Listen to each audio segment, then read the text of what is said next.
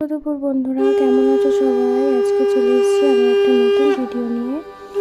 আজকে বৃহস্পতিবার দিন অনেক দেরি হয়ে গেছে আমার পুজো দিতে দিতে। আর বৃহস্পতিবার দিনে পুজোর চাপটা অনেকটাই বেশি থাকে। মা লক্ষ্মীকে স্নান শৃঙ্গার করানো, ঘট বসানো, অনেক কিছু।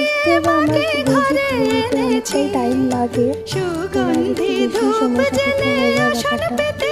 তো এখানে আমি আমার মায়ের আজকে সাজ শৃঙ্গার করলাম, দুই পাত্রে দিয়ে চান করিয়ে তারপরে শৃঙ্গার করিয়ে ভালো করে রেডি করে সিংহাসনে বসিয়ে দেবো। বৃহস্পতিবারে পুজো দিতে তো জানো সবারই করতে করে খুব সময় লেগে যায়। এরপর আমি প্রদীপে তেল দিয়ে প্রদীপের মধ্যে আমি খানিকটা আতপ চাল দিই এবং প্রদীপের নিচে এটা আমি বড়দের থেকে শিখেছি।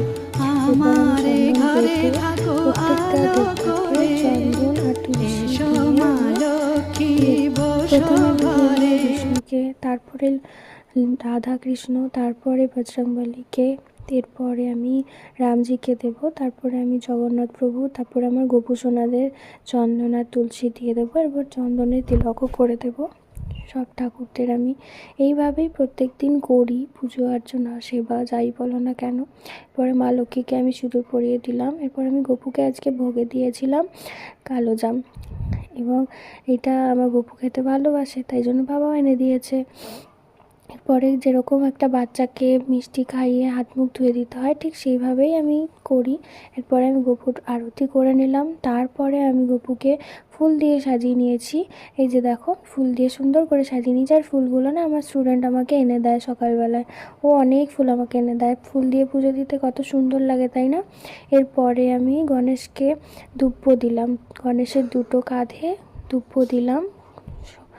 এরপরে আমি রেডি করে নিচ্ছি মা লক্ষ্মীর ঘটের স্থানটা, এবং ঘটের জন্য তো জানোই পুতলিকা আঁকার পরে ঘটের ওপরে আমি দেব পান, আম পাতা, সুপারি, হরতকি, গোটা হলুদ আর একটা 1 টাকার কয়েন। এগুলো আমি সবে আমার মায়ের থেকে শিখেছি। আর একটুখানি আতপ চাল, সাথে বেলপাতা আর ফুল। আমি উলু দিয়ে শাক ভাজিয়ে এটা করে ফেললাম। এরপরে আমি সব ঠাকুরদেরকে ফুল দিয়ে সাজিয়ে নেব। তো এই দেখো আমার ফুল দিয়ে সাজানো কমপ্লিট। তো এখানে দেখো আমি ছোট্ট করে আরতি করে নিচ্ছি। অন্য দিন বা পূর্ণিমার দিনে আমি অনেক কিছু দিয়ে আরতি করি, তবে আজ অনেকটাই দেরি হয়ে গেছে বলে ছোটোর মধ্যেই আমি আরতি করে নিলাম। প্রথমে প্রদীপ, তারপরে ধূপকাঠি, তারপর জল শঙ্খ, এরপরে আমি শঙ্খ বাজিয়ে নেব। তো এইভাবে আমি আমার পুজো দিই। তোমাদের এই ভিডিওটা কেমন লাগলো